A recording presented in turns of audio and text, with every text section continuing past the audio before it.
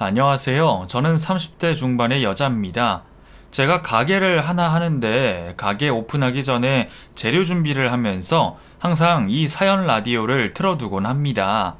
아침 6시부터 일어나서 직접 운전해 가락시장까지 가서 장도 보고 과일도 사고 채소들도 사고 이것저것 사가지고 가게로 돌아오면 7시가 넘는데 그래도 이 사연 라디오가 있어서 지루한지 모르고 힘든지 모르고 열심히 살아가고 있습니다. 솔직히 말하면 가끔은 남편보다 이 채널이 낫다고 생각할 때가 있습니다. 제가 가게에서 좀 힘든 일이 있거나 힘든 손님을 만나서 남편에게 여보, 오늘 무슨 일이 있었는지 알아? 아니, 웬 미친놈이 술을 먹고 와가지고 행패를 부리는 거야. 뭐 내가 자기 와이프랑 짜가지고 자기를 속였다나 뭐라나. 난 지 와이프가 누군지도 모르는데 왜 여기 와서 행패를 부리는지 진짜 짜증나 죽겠어. 경찰을 불렀더니 경찰도 그놈이 상습범이라면서 다른 가게에서도 전화가 몇 번 왔었대. 그놈이 난동을 피우니까 들어오는 손님도 나가고 있던 손님들도 나한테 짜증을 막 내더라니까. 내가 어찌나 곤란하던지 너무 미안해서 음료수를 한 병씩 서비스로 주고 미안하다고 하면서 값도 3,000원씩 빼줬어. 그놈 때문에 진짜 적자야, 적자. 맘 같아선 그놈한테 돈이라도 돌려받고 싶어. 하고 화풀이를 했다죠. 솔직히 여자들이 바라는 건 별거 없습니다. 저런 말을 들으면 그랬어? 그놈 내가 아주 혼내줘야겠네. 다음에 또 오면 나한테 전화해. 경찰 부르지 말고. 그런 놈은 혼쭐을 내줘야 정신 차려. 이런 말 한마디잖아요. 정말 그냥 위로와 공감의 따뜻한 말 한마디요. 근데 우리 남편은 그 말을 듣고는 네가 덩치로 확 밀어버리지 그랬어 하고 웃더라고요. 마치 별것 아닌 것처럼 말이죠. 솔직히 제가 한 덩치 하기도 하고 뚝심도 좀 있지만 그렇다고 해서 성인 남자와 싸워서 이길 수 있는 것도 아니고 제가 어떻게 그 사람을 이길 수 있겠습니까? 제가 고깃집을 하다 보니 이런 일이 몇 번 있는데 그럴 때마다 남편은 늘 저런 식이었습니다. 동네 시끄럽게 왜 경찰을 부르냐는 둥 그냥 네가 힘으로 이겨버리면 되는 걸 굳이 뭐하러 사람들까지 내쫓아서 그러냐는 둥 사람 힘 빠지는 소리만 하더군요. 한 5년 전부터였던 것 같습니다. 제가 남편과 이런저런 작은 사소한 얘기들도 안 하기 시작한 게 말이죠. 그 일이 있던 뒤였죠. 사실 남편은 너무 다정다감하고 좋은 사람이었습니다. 이 사람이라면 내가 평생을 가난하게 살아도 행복하겠다. 이 사람이라면 평생 나만 바라보겠다 싶은 마음이 들어 결혼까지 결심하게 된 건데 요즘 남편과의 결혼이 너무너무 후회스럽고 이러다가 정말 이혼을 하게 될 수도 있겠구나 하는 생각이 듭니다. 사실 저희 부부가 아직 아기도 없고 서울에 집도 한 채 없고 저희 부모님이 전세를 해주셔서 그곳에서 결혼 생활을 유지는 하고 있지만 5년 전부턴 정말 남보다 못한 사이 같아서 이게 정말 부부가 맞나 싶은 생각이 들거든요. 제가 친정 엄마한테 이런 얘기를 하면 김서방은 사람이 왜 그런다니? 어떻게 그렇게 앞뒤가 달라? 그럴 거면 그냥 이혼해. 너도 그놈이 좋아서 같이 사는 거야? 아니면 정 때문에 사는 거야? 너네 이제 결혼한 지 고작 8년이야. 앞으로 몇십 년은 더 같이 살아야 되는데 그놈이랑 살 수 있겠어? 진짜 내가 사위라고 100년 손님처럼 모셔주고 얼마나 잘해줬는데 그렇게 사람을 배신을 해? 하면서 괘씸하단 말을 자주 하셨습니다. 사실 제 남편은 제게도 그리고 저희 엄마에게도 정말 잘했습니다. 항상 여자를 꽃에 비유하면서 지켜줘야 되는 존재라고 말하고 저희 집에 올 때면 정말 빈손으로 오는 날이 없었습니다. 그 사람은 연애 때부터 그랬습니다. 제가 그 사람을 처음 만난 건 저희 부모님과 함께 운영하는 식당에서 저는 사장으로 그리고 그 사람은 손님으로 처음 만나게 됐죠. 처음에는 그냥 수많은 손님 중 한 명일 뿐이었죠. 저희 집은 제가 어릴 때부터 고깃집을 했습니다. 아빠는 불을 피우고 엄마는 음식을 하고 서빙을 하며 손님을 맞이했죠. 그래서 저는 부모님이 일을 하는 걸 보면서 절대로 커서 장사는 하지 않겠다고 다짐했습니다. 하지만 생각보다 장사는 잘 됐고 가게 규모는 점점 커져갔습니다. 제가 고등학교 2학년 때 벌써 저희 가게에 직원이 6명이나 있었고 홀 매니저 이모도 따로 있을 정도였으니 동네에서도 점점 자리를 넓혀간 꽤 큰 고깃집이었죠. 그렇게 저는 대학을 졸업하고 회사를 들어가려고 면접 준비를 하다가 갑작스런 아버지의 교통사고로 엄마를 도와 가게 일을 하게 됐습니다. 그땐 그냥 잠깐 아빠가 괜찮아지고 나면 다시 취업을 할 생각이었으니까요. 그런데 가게 일을 돕기 시작하면서 저희 가게의 허점들이 보이기 시작했습니다. 우선 고기를 떼오는 정육점과의 거래에서부터 문제가 생기기 시작했습니다. 얼마 전에 단가를 맞춘다고 사장님과 얘기를 하는데 몇 번이나 계산해도 좀 이상하더군요. 분명 저희가 도매로 고기를 사는데 일반 정육점에서 고기를 사는 것과 가격이 그램 단위로 똑같은 겁니다. 저는 거래 명세서를 들고 가서 저희 가게 근처 정육점으로 갔죠. 사장님, 혹시 이거 맞는 가격이에요? 보통 도매면 이 가격에서 10% 정도는 빠지지 않아요? 아이, 빠지고도 남지. 여기 사장이 아주 못됐네. 이렇게 할 거면 뭐하러 도매를 해? 그냥 일일이 사다 먹는 게 낫지. 이거 완전 양아치야, 양아치. 하고 제게 말을 해주더군요. 제가 어릴 때부터 드나들던 정육점이기도 하고 저희 집에서 고기가 부족하면 급하게 사서 사가지고 온 곳이기도 하기에 아저씨 말을 믿기로 했습니다. 그리고 음료도 마찬가지였습니다. 거기다가 저희가 직접 사는 채소류 말고는 대부분 정가를 주고 구매를 하고 있더라고요. 저는 하나하나 다 분석을 하면서 우리 집이 왜 이렇게 아등바등 살고 있는지 순이익이 한 달에 200만 원도 안 나오는 말도 안 되는 이유를 알아버리고 말았습니다. 솔직히 맘 같아서는 말도 없이 전부 다 거래처를 바꿔버리고 싶은 마음이었습니다. 하지만 엄마 아버지가 그렇게 하지는 말자며 좋게 좋게 끝내는 것도 사람이 할 도리라며 저를 말리더군요. 저는 거래 명세서를 내밀며 고깃집 사장님에게 사장님, 저희 이제 거래처 바꾸려고요. 그동안 감사했어요. 하고 인사를 하니 에이, 왜 그래? 장난치는 거지? 우리가 부모님이랑 몇 년을 했는데 한 10년 됐나? 왜? 갑자기 다른 집이 하겠대? 뭐 싸게 주겠대? 그런 거 다 별로인 거 알잖아. 우리 집 고기는 먹어봐서 알 거 아니야. 맛부터가 달라. 하고 저를 설득하려고 하더군요.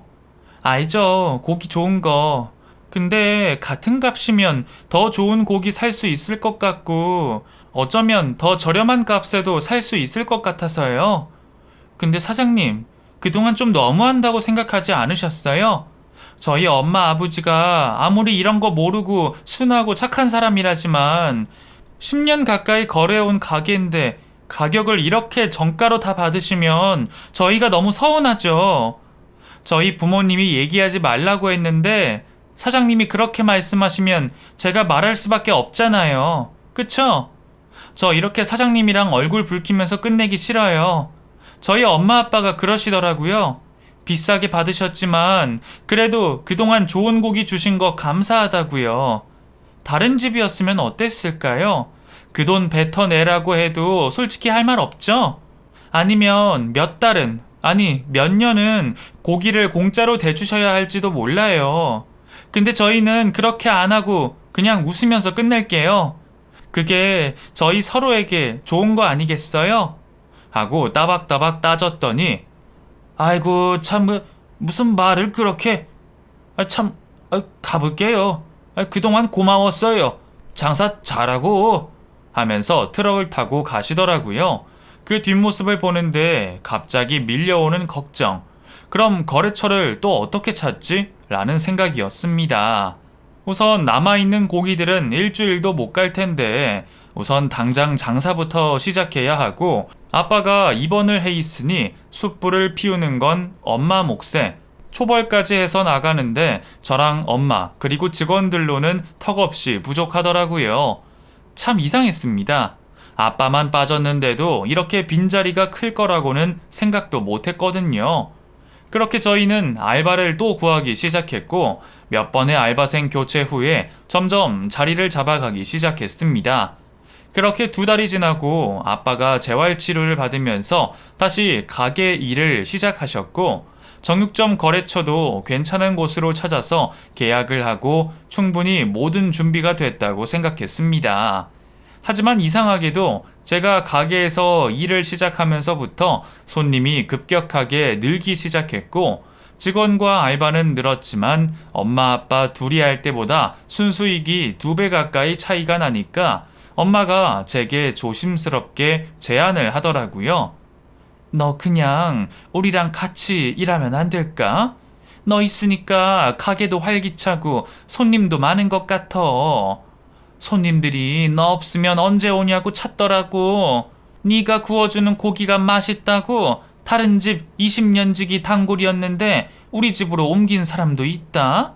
너 몰랐지? 하고 제게 얘기를 하더라고요. 엄마 무슨 소리야.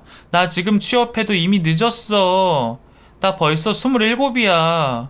엄마랑 지금 일하면 평생 동안 가게에 묶여 살아야 되는데 장사를 하라고? 나 장사만큼은 진짜 싫어하는 거 알지? 어릴 때부터 몸에 고기 냄새 배워가면서 살아서 그런지 고기는 입에 대지도 않고 외식도 고깃집은 절대 안 가는 거 알지? 친구들은 내가 채식주의자인 줄 알아. 맨날 고기 안 먹고 풀떼기만 먹는다고. 나랑 밥도 안 먹어준다니까. 나는 고기라면 질려. 하고 처음에는 장사를 거절했습니다. 하지만 엄마가 그렇게 말을 하고 자꾸 설득을 하니 저도 마음이 흔들리더라고요. 그렇게 낮에는 취업 준비를 하며 면접을 보러 다니고 저녁이 되면 가게에 나가서 일을 도왔습니다. 그런데 세상에 제가 너무 주제넘게 높은 곳만 면접을 넣은 건지 아니면 제가 진짜 스펙이 딸려서 저를 안 뽑아주는 건지 몰라도 면접 볼 기회조차 오지 않더라고요. 속은 타지만 그래도 마음 한켠으론 가게 장사가 잘 되니 조금의 의지할 곳이 있던 것도 사실이었습니다. 그렇게 3개월 정도 가게에서 계속 일을 하니 엄마가 어느 날 그러더군요. 너 면접은 봤어? 아니면 취업할 생각이 없는 거야? 뭐야? 네가 확실하게 정해줘야 엄마도 직원들 정리도 하고 너한테 월급을 얼마나 줄지도 좀 생각하고 그러지 않겠어? 언제까지 이렇게 알바처럼 일할 건데? 면접 볼 거야. 볼 건데 지금 아직 기회가 안 와서 그래. 그러니까 보채지 좀 마. 이제 6개월이다 엄마. 다른 사람들은 6년 아니 10년도 취업 준비하는 사람 많아. 근데 집에서 지원도 많이 해준다더라. 엄마는 뭐 개뿔도 지원 안 해주고 내가 일해서 돈 벌어가지고 충당하는데 왜 이렇게 잔소리를 하는 거야? 내가 알아서 해. 알아서. 하고 짜증을 냈죠. 하지만 마음속으로는 엄마가 한 번 더 제게 권유해 주길 바랬습니다. 그렇게 자연스럽게 엄마 가게에서 일을 하다 보니 1년의 시간이 흘렀고 엄마는 더 이상 제게 취업 얘기를 하지 않았습니다. 그도 그럴 것이 어느 순간 저는 엄마 옆에 붙어서 엄마 일을 돕고 있었고 가게에 저를 찾아오는 단골 손님이 있을 정도였으니 말 다 했죠 뭐. 그렇게 만나게 된 것도 지금의 남편입니다. 그땐 몰랐는데 처음엔 저희 남편이 절 보고 첫눈에 반했다고 하더라고요. 그리고 제가 엄마 딸이 아니라 그냥 알바생인 줄 알았다고 합니다. 저는 선명하게 기억이 나지 않지만 제게 남편이 처음 말을 걸었던 게 되게 추운 겨울이었는데 제가 초벌한 고기를 갖고 나갔더니 남편이 저를 보며 알바 새로 오셨나봐요. 제가 이 가게 단골인데 처음 뵙는 것 같아서요. 하고 말을 걸었던 기억이 납니다. 네, 처음 오긴 했는데 일은 꽤 해요. 걱정하지 않으셔도 돼요. 하고 자신감 있는 모습을 내비쳤는데 그 모습이 마음에 들었다고 하더군요. 그 후로 남편은 정말 가게에 자주 왔습니다. 회사 사람들이라면서 회식을 하러 오기도 하고 친구랑 둘이 오기도 하고 가끔은 혼자 와서 점심을 먹고 가기도 했습니다. 또 저희 집 점심 정식이 끝내주게 맛있거든요. 그래서 한 번은 궁금해서 물어봤습니다. 회사가 이 근처세요? 자주 오시길래요. 아니요. 저 여기서 40분은 걸려요. 그렇게 멀리요? 그럼 진짜 우리 집이 맛있어서 오시는 거예요? 네. 그 오래된 단골이라니까요.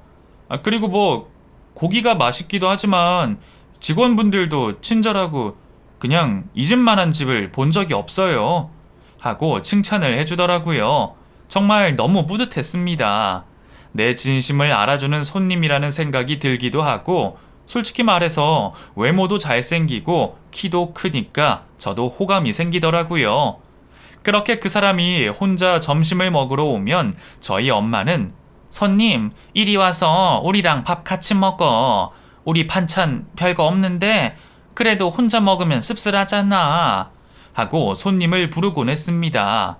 1년 이상 단골이다 보니 저희 직원들과도 친하고 저랑도 자주 얘기를 나누던 사람이라 불편한 줄도 모르고 저도 그 사람 옆에 앉아 밥을 먹었고 그렇게 자연스럽게 번호를 교환하게 됐고 그 사람이 밤에 연락이 와서 주말에 하루 시간을 내달라고 하더군요. 정말 너무 어색하지 않고 자연스러운 만남이었습니다. 회사원이었던 그 사람은 주말이면 늘 밖에 나가서 조기 축구를 하고 오후에는 테니스를 친다고 하더군요. 그리고 저녁에는 혼자 영화를 본다고 했습니다.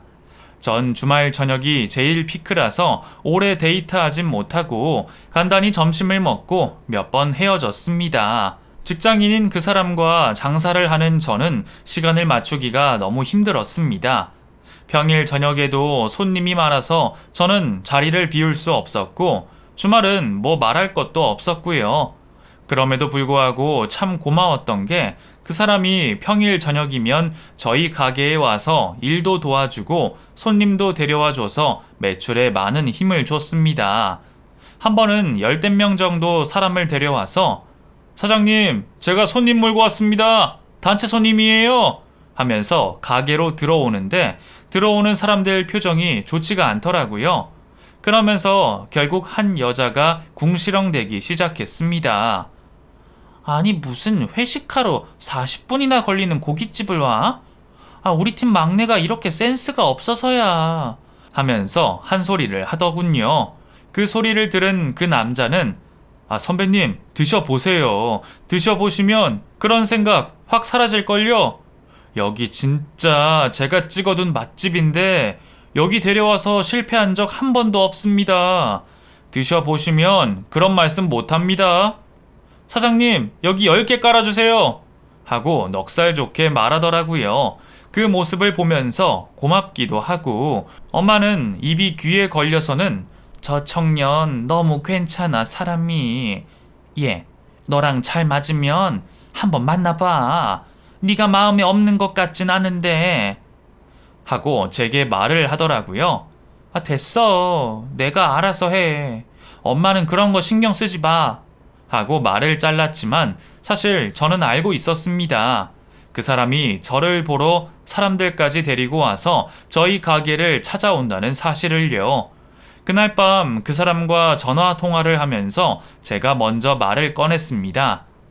그렇게까지 안 해도 돼요. 회사 사람들이 회식 장소가 너무 멀다고 뭐라 하던데. 에이, 괜찮아요. 어차피 제가 막내라 장소는 제가 정하고 돈 내는 사람은 따로 있는데요, 뭐. 그리고 우리 팀 직원들이 다들 너무 맛있다고 말하던데요. 다음에 또 오자고 하는데 왜 그렇게 제가 뿌듯했나 몰라요. 그리고 솔직히 제가 가게를 찾아가지 않으면 아름씨 보기가 힘들잖아요. 그렇게라도 얼굴 보면 좋죠. 안 그래요? 그건 그런데 그래도 너무 자주 오시고 하면 불편하기도 하고 밖에서 따로 만나는 게 더 나을 것 같아요. 제가 시간 내볼게요. 하고 그 사람과 대화를 나눴습니다. 그리고 그 통화를 한 그 주 주말, 저는 낮 시간에 그 사람을 만나러 나갔습니다. 평소 때와는 너무나 다른 모습으로 화장도 하고 머리도 했죠. 멀리서부터 걸어오는 저를 쳐다보는 그 사람의 모습은 이미 저한테 푹 빠진 느낌이었습니다. 저 많이 이상해요? 아니요, 너무 예뻐서. 와, 이렇게 예뻤구나. 맨날 가게에 있는 것만 보다가 밖에서 보니까 너무 다른 사람 같아요. 하고 제게 칭찬을 해주더라고요. 그렇게 저희는 데이트를 하고 저녁이 되기 전 헤어져야 했습니다. 하지만 그 사람은 저를 보내지 않고 또 가게로 따라오더라고요. 그렇게 주말마다 만나서 데이트를 하고 저녁이면 가게에 와서 돈도 안 받고 밥 한 끼만 먹고 집에 가길 몇 번. 엄마도 저도 그 사람이 너무 마음에 들었고 우리 둘은 연애를 하기 시작했습니다. 남자친구는 저와 사귄 후부터 저희 가게에 더 자주 찾아왔습니다. 저희 부모님께 점수를 따겠다면서 주말에 쉬지도 않고 나와서는 손님들에게 넉살 좋게 대하기도 하고 오히려 가끔은 남자친구를 찾는 손님이 있을 정도였죠. 엄마 아빠 역시 저희 두 사람이 사귀는 걸 너무 좋아하셨고 남자친구가 워낙 잘하니까 가끔은 저를 불러서 아름아, 너도 결혼 생각 있으면 얼른 해버려. 저런 애 찾기 쉽지 않다? 결혼한 사이도 아닌데 여자친구 가게에 와서 이렇게 일 도와주는 사람이 어딨어. 이번 주 주말에 가게 하루 쉴 테니까 집에 데리고 와서 밥 먹자고 해. 너네 사귄 지 얼마나 됐어? 1년 넘었어? 하고 묻더라고요. 1년 조금. 근데 무슨 결혼이야. 아직 결혼까진 생각 안 해봤는데. 얼른 해버려. 그리고 너도 네 가게 가져가야지. 2호점 내면 네가 가져가. 엄마 아빠가 일할 수 있을 때 너도 가게를 하나 내야 우리가 도와주지 않겠어? 아니면 뭐 엄마 아빠 다 늙으면 그제야 가게 하려고? 일 배울 수 있을 때 얼른 배우고 가게 하나 차려서 남자친구랑 같이 하면 되겠네. 뭐 월급이 얼마나 되는지는 모르겠지만 그래도 혼자 버는 것보단 둘이 버는 게 낫잖아. 하고 말을 하더라고요. 저는 남자친구에게 주말에 저희 집 가서 밥을 먹자고 했고 이미 모두가 아는 얼굴이라 정말 즐겁게 시간을 보냈습니다. 고스톱도 치고 양주도 마시고 새벽 2시까지는 놀았던 것 같네요. 저희 부모님은 남자친구를 정말 너무 좋아했습니다. 이런 말 형식적이지만 저희 집엔 딸이 저 하나뿐이라 진짜 아들 같다면서 아빠는 같이 목욕탕도 가자고 하시고 같이 불러서 술도 마시고 집에 행사가 있으면 남자친구 불러서 같이 놀자 하면서 정말 즐겁게 시간을 보냈습니다. 하지만 남자친구 집 분위기는 달랐습니다. 우선 집이 너무 적막하고 고요했습니다. 남자친구는 부모님이 어릴 때 이혼을 하셔서 엄마랑 둘이 살고 있다고 했습니다. 그래서 그런지 뭔가 분위기가 좀 따뜻한 느낌은 아니었습니다. 하지만 집 분위기와는 다르게 어머님은 좀 활발한 성격이셨습니다. 왔어? 네가 아름이구나. 너무 반갑다. 반가워. 얼른 들어와. 하면서 제 손을 잡고 끌고 들어가셨죠. 내가 음식을 하긴 했는데 솜씨가 좋진 않아. 그 입맛에 안 맞으면 어쩌지? 근데 그래도 맛있게 먹어줘. 맛없는 티 내면 나 서운할 거야. 하며 애교도 부리시고 수다스러운 편이셨습니다. 내가 오늘 아침부터 이거 만드느라 동네 아줌마들 다 모아놓고 얼마나 고생했나 몰라. 아줌마들이 그 며느리가 된 것도 아닌데 왜 그렇게 오바를 하냐면서 그 잔소리를 하는 거야. 그래서 내가 그랬지. 이제 곧 며느리인데 식구처럼 대해야 하지 않겠냐고. 그랬더니 다들 웃더라. 막상 결혼하면 그렇게 안 된다는데 진짜야? 주변의 친구들도 다들 시가족들이랑 좀 불편해. 네? 아무래도 좀 어렵죠. 불편하고. 근데 어머니, 우리는 그러지 말아요. 친하게 잘 지냈으면 좋겠어요. 저도 딸처럼 잘할게요. 잘 부탁드립니다. 하고 꾸벅 인사를 했습니다. 어머님은 제가 너무 마음에 든다면서 여기저기 전화를 걸어 자랑을 하기 시작하더라고요. 준영이 엄마, 나야. 아니, 오늘 우리 예비 며느리가 왔는데, 어찌나 싹싹하고 애가 깍듯한지 몰라. 딸처럼 잘 살펴달라면서, 그랬다니까? 그럼. 너무 착하고 좋아. 뭐라고? 시애미 짓 하지 말라고? 에이, 내가 어디 그런 사람이야? 나 안 그래. 하면서 웃더라고요. 저를 앞에 앉혀놓고 여기저기 전화를 하시는 게 무슨 상황이지? 싶은 생각도 들었지만 얼마나 자랑하고 싶으면 그러실까 하는 생각도 들었습니다. 그래도 막상 만나보니 좀 애 같은 면도 있고 그냥 저만 잘하면 되겠지 싶은 생각이 들더라고요. 특별히 모난 곳도 없고 그렇다고 해서 아들 사랑이 각별한 것도 아니고 좀 신경 쓰이는 건 남자친구가 한 달에 용돈을 30만 원씩 드린다는 건데 그건 저희 집도 같이 드리기로 했으니 큰 문제는 되지 않을 것 같다고 생각했습니다. 거기다가 어머님이 용돈 얘기는 먼저 꺼내시면서 너네 결혼하고 나면 그 돈 모아서 나중에 애기 생기면 줄 거야. 그러니까 아깝다고 생각하지 말고 나한테 저금한다고 생각해. 하고 말씀하셨던 것도 기억에 납니다.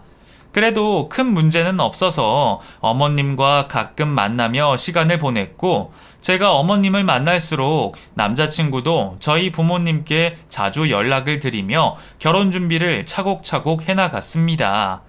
그렇게 저희 두 사람은 연애 1년 반 만에 결혼식을 올리게 됐습니다. 그땐 정말 너무 행복했습니다. 모든 세상 사람들이 다 제 결혼을 축하해 주는 것 같았고 재벌도 그리고 부자도 부럽지 않았습니다. 세상에서 제가 제일 예쁘고 행복한 사람이라고 생각했죠. 하지만 그 행복은 채 1년도 가지 않았습니다. 우선 결혼을 하고 나니 남편 회식이 너무 많았습니다. 결혼하고 두어 달 정도는 여기저기 감사 인사도 하고 술자리가 많은 거 정말 너무나 이해합니다.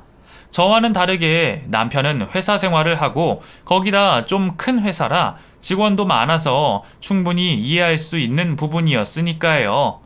하지만 6개월이 지나도 회식은 줄지 않았고 저희 부부가 마주 앉아 밥을 먹은 게 언제일지 기억이 나지 않을 정도로 오래됐더라고요. 서운한 마음을 표출했지만 남편은 그때뿐이었고 나중엔 짜증까지 냈습니다. 결국 저는 화가 나서 시어머니께 전화를 드리게 됐죠. 어머니, 저 아름이요. 실은 어머니, 드릴 말씀이 있는데 남편이 요즘 너무 회식이 많아서 맨날 저 혼자였어요. 저는 신혼이라 남편이랑 같이 밥도 먹고 얘기도 하고 미래 계획도 세우고 싶은데 남편은 매일 직장 동료들이랑 술만 마시고 아시겠지만 저 요즘 또 가게 오픈 때문에 엄청 바쁘잖아요. 근데 남편 없이 하려니까 너무 힘들고 그냥 여러모로 너무 지치는데 남편이 도움이 안 돼요. 제가 말해봤자 남편은 귓등으로 듣는데 어머님이 말 좀 해주시면 안 돼요? 그래도 제 말은 안 들어도 어머님 말은 잘 듣잖아요. 평생 어머님이 키우셨으니까 저보다 더 잘 아실 테고 어떻게 설득하는지도 아실 거고 어머님 좀 도와주세요 하고 제 나름대로 좋게 말씀을 드렸습니다. 근데 어머님은 기분이 나쁘셨나 봅니다. 아무래도 자기가 평생 고생해서 키운 아들 욕을 하니까 기분이 상하시겠죠. 갑자기 대뜸 제게 너 함부로 시엄마한테 그런 말 하는 거 아니다. 내가 아무리 너를 편하게 해줘도 그렇지 할 말이 있고 못할 말이 있는 거 아니겠어? 솔직히 우리 아들이 뭐 그렇게 잘못을 했는지 난 모르겠다. 남자가 직장 생활을 하다 보면 회식도 할 수 있는 거고 동료들이랑 술 좀 먹을 수 있는 거 아니겠어? 그런 것도 이해 못 해주면 어떻게 우리 아들이 맘 편하게 사회생활을 하겠어? 그렇다고 뭐 나쁜 짓 하고 다니는 것도 아니고 회식도 회사 생활의 연장선이라는 말이 있잖아. 물론 너도 열심히 일하면서 돈 버는 거 내가 모르는 거 아니다만 우리 아들도 그 회사 들어가려고 취업 준비 오래 하고 이제 겨우 대리 달았어. 근데 그것도 좀 못 기다려주니? 너 심심하고 외롭다고 남편 앞길을 그렇게 막아서야 되겠어? 남자가 집안의 중심이 되고 자리를 잡아야 가족이 행복한 거야. 너는 지금 남편이 있으니까 그걸 몰라. 내가 평생 남편 없이 살았잖아. 없이 살면 그 빈자리가 너무 그립다니까?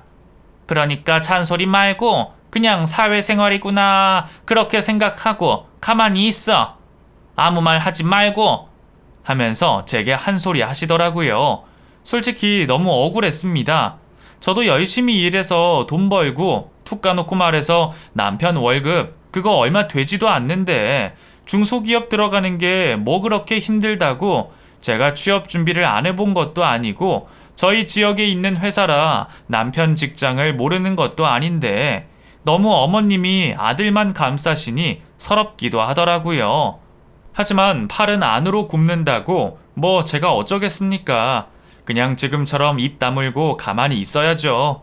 괜히 남편이랑 한판 했다가 시어머니 귀에 들어가기라도 하면 제가 너무 억울하고 남편이랑 정말 이러다 헤어질 수 있겠다 하는 생각이 들 것 같더라고요. 그렇게 저희 부부는 때로는 부부처럼 그리고 때로는 남처럼 살았습니다. 그 시간들이 점점 익숙해져 가고 서로에게 불만도 생기지 않더군요. 저는 저대로 엄마 가게와 분리할 저만의 가게를 준비했고 남편은 회사 생활을 했습니다. 당연히 생활비는 합치지 않고 각각 관리했고 공통으로 쓰는 생활비만 한 달에 50만 원씩 통장에 넣어 생활비로 사용했죠. 남들이 들으면 아마 부부가 뭐 그러냐고 했을지 모르겠지만 사람들이 쇼윈도 부부라 할지라도 살다 보니 편하긴 하더군요. 물론 가끔 뚫고 들어오는 시어머니의 이상한 부탁이 좀 짜증날 때가 있었지만 그건 뭐 그냥 웃어 넘길 수 있는 수준이었습니다. 결혼하기 전부터 알았지만 시어머니는 남에게 보여지는 걸 좀 중요시하시는 스타일인 것 같았습니다. 저희 부부가 결혼을 하고 나서 한 달 정도 지났을 무렵 저희 고깃집에 본인 친구 3명을 데리고 오셨던 기억이 납니다. 들어와. 여기 우리 사돈이 하는 집인데 얼마나 맛있나 몰라? 사돈이 솜씨가 예사롭지가 않다니까. 아주 고기가 입에서 살살 녹아. 먹으면 깜짝 놀랄걸? 하면서 자리를 잡고 앉더군요. 너무 놀란 저희 엄마는 어머, 사돈 어쩐 일이세요? 연락도 없이 하고 버선발로 나가 시어머니를 맞이했고 시어머니는 웃으면서 우리 사이에 무슨 연락이에요? 우리 편하게 지내요. 편하게. 여기 제 친구들, 그 동네 친구들이에요. 제가 동네에서 모임장을 하고 있는데 오늘 몇 명만 데리고 와봤어요. 사돈네 고기 맛 좀 보여주려고 하는데 여기 앉아도 됐죠? 하고 넉살 좋게 웃으며 앉더라고요. 그렇게 4사람이 고기를 총 10인분을 먹었습니다. 그것도 아주 고급으로 말이죠. 솔직히 불편했습니다. 연락도 없이 갑자기 찾아와서는 이게 뭐 하는 건가 싶었고 다 먹고 나갈 때쯤 제가 계산대에 서 있으니 제게 몰래 와서는 나중에 돈 낼 거야 하고 말씀하시더라고요. 됐어요. 어머니 무슨 돈이에요. 그냥 가세요. 또 오세요 어머님. 친구분들 그때 더 잘 대접해 드릴게요. 하고 인사를 했죠. 어머님 면 세워 드리려고 그렇게 말하긴 했지만 솔직히 짜증이 나는 건 어쩔 수 없었습니다. 그 뒤로 어머님은 저희 가게에 몇 번 찾아오시곤 했습니다. 제가 없을 때도 왔다고 하시는데 엄마도 가끔은 제게 볼멘 소리를 하시더군요. 사돈이 자주 찾아오시네. 오는 건 상관없는데 좀 불편해. 뭐 식사하시는 거야 그것도 상관없고 한데 아무래도 어려운 사이다 보니까 하고 말씀을 하시는데 이제 남편에게 좀 말을 해야겠다 싶더라고요. 그래서 조심스레 남편에게 어머님에 대해 말했더니 정말? 몰랐네. 내가 얘기 잘해야겠다. 미안해. 진짜 미안. 내가 장모님한테 전화 한번 드릴게. 하고 얘기를 하더라고요. 그 뒤로 한동안은 잠잠했습니다. 제게 따로 연락도 없으셨고요. 그래서 남편이 좋게 잘 얘기했다고 생각했죠. 하지만 이 행복이 길게 가진 않았습니다. 제가 가게를 오픈하기 전까진 말이죠. 제가 사는 집과 저희 엄마가 운영하는 가게는 출퇴근만 왕복 2시간. 솔직히 너무 힘들기도 했고, 엄마는 제가 결혼하기 전부터 제 가게를 꼭 가졌으면 좋겠다고 말씀하셨습니다. 신혼 때는 그래도 남편과 사이가 좋아서 가게를 따로 열 생각이 없었는데, 남편과 사이가 점점 멀어지면서 제 가게가 필요하다는 생각이 들었죠. 솔직히 오래 준비했습니다. 거진 2년 가까이요. 간판부터 식기구 세팅, 가게 인테리어, 메뉴까지 정말 제 손이 안 닿은 곳이 없을 정도로 너무너무 고생을 많이 한 가게였습니다. 2년 만에 오픈한 가게에 친구들이 화환도 보내주고 엄마 가게에서 일했던 직원들이 제 가게까지 와서 초반 오픈을 많이 도와줬습니다. 2호점이라지만 온전히 제 이름으로 낸 가게라 애착도 강했죠. 그렇게 일주일쯤 지났을까 점심시간쯤 갑자기 손님이 단체로 들어오기 시작하는 겁니다. 어서오세요. 몇 분이세요? 여기 지금 한 30명 먹을 수 있나? 최 대표 말로는 여기 예약을 했으니까 그냥 가서 먹으면 된다는데. 최 대표요?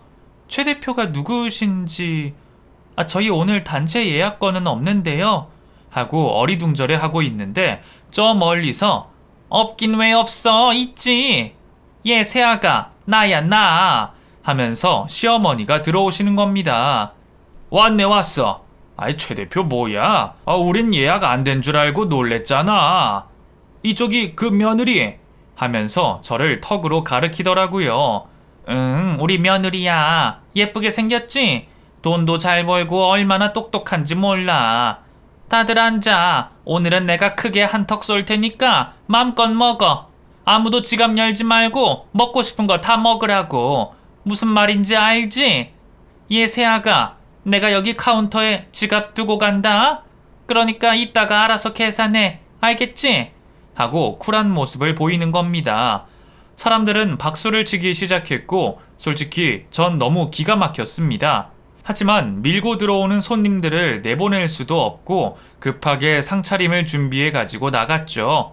그렇게 북적북적 가게 안은 사람들로 꽉 차고 술이고 고기고 왕창 시켜 먹어서 거진 제 암산으로 80만 원 정도 나왔던 기억이 납니다. 그나마 불행 중 다행인 건 손님이 많지 않은 낮 시간대라서 가게 문을 닫고 그냥 먹었다는 것과 동네 부녀 모임이라는 것 치고는 술을 많이 마셔서 술값이 엄청 나와서 매출에 많은 도움이 됐다는 사실 하나로 계속 음식을 갖다 날랐습니다. 그렇게 한 3시간은 부어라 마셔라 놀았던 것 같습니다. 손님들이 하나 둘씩 잘 먹었다며 자리에서 일어나 나가기 시작했고 한 손님은 너무 맛있게 먹었다면서 여기 이번에 개업한 곳이라며? 명함 좀 줘봐요. 다음에 우리 가족 모임도 여기서 해야겠어. 하고 명함을 가져가시기도 했습니다. 그리고 마지막으로 시어머니와 가장 친한 두 분이 자리에서 일어나 나가시려고 하시더라고요. 잘 먹었다 새아가. 그 다음에 또 데리고 와도 되지? 네 그럼요. 언제든 오세요. 친구분도 꼭 같이 오세요. 하고 인사를 했죠. 그런데 어머님이 술이 조금 취하셨는지 은지 엄마 먼저 나가. 나 새아가랑 할 말이 있어. 하고 친구를 내보내시더라고요. 그리고는 가방을 뒤적뒤적 하시더니 아이고 이런 내가 지갑을 놓고 왔네. 계산은 다음에 할게. 어차피 조만간 여기서 또 모임하기로 했으니까 그때 와서 할게. 괜찮지? 하고 그냥 나가려고 하더군요.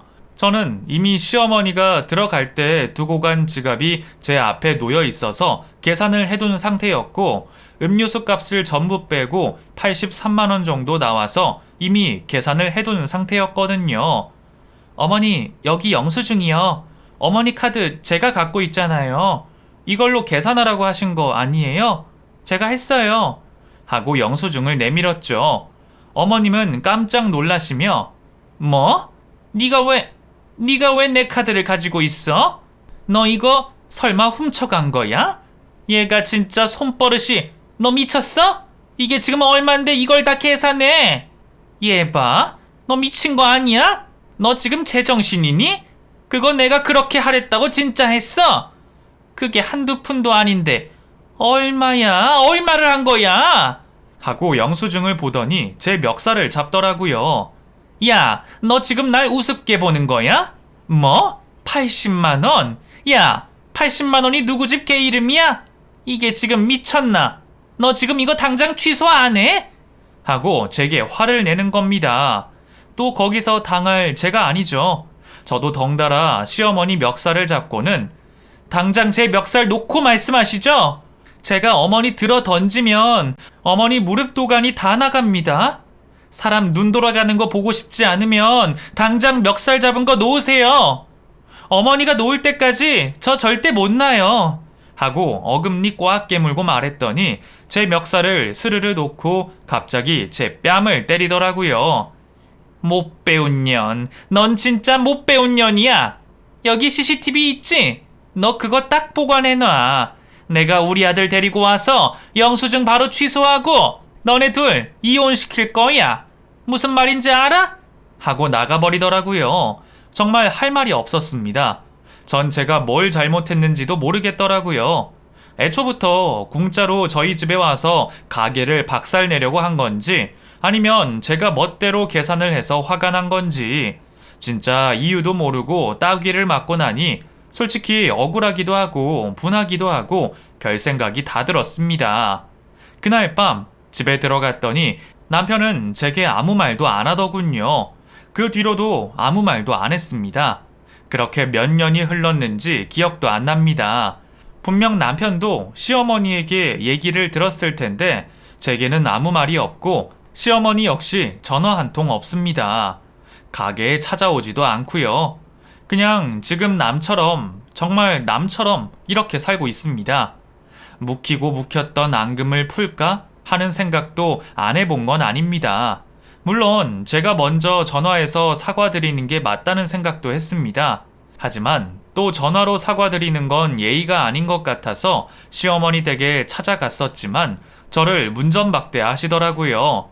솔직한 말로 정말 저는 뭘 잘못했는지도 모르겠고 뭐라고 사과를 해야 할지도 모르겠지만 그래도 제가 아랫사람이니까 굽히고 들어갔는데 그렇게 당하고 나니 더 이상 사과고 뭐고 하고 싶지 않다는 생각이 들었습니다. 그깟 돈 100만 원 때문에 부부 사이가 갈라지는 건가? 이런 생각도 들고요.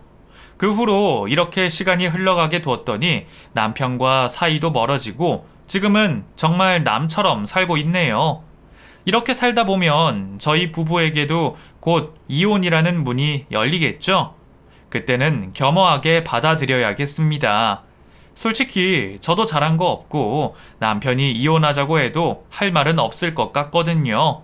제가 만약 이혼을 하게 된다면 그때도 사연 채널에 사연을 보내서 많은 분들의 조언을 구하겠습니다. 하지만 그런 일이 생기지 않게 저희 부부가 다시 어떤 계기로든 옛날처럼 돌아갈 수 있게 많은 분들이 방법을 알려주시면 좋겠습니다. 긴 사연 들어주셔서 감사합니다.